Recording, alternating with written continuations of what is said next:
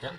I'm gonna share today a very useful tip that you can find all over the internet nowadays, but I didn't use it until now, so I'm very ashamed of it, and it's applicable for everyone that has a new monitor.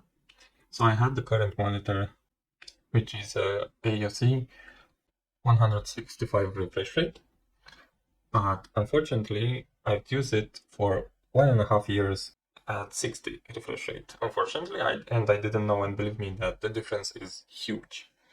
So what you have to do in order to check this is right click on your desktop and display settings, or in the search bar you can search for display settings and click on it, and you'll have in the middle on related settings advanced display,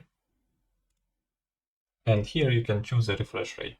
So for me it was 60 Hertz, unfortunately, because I didn't modify this option.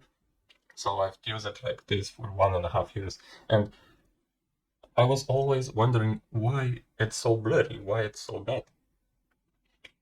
So here you have to choose the highest rate, the one which is in the top, and even my monitor is 165.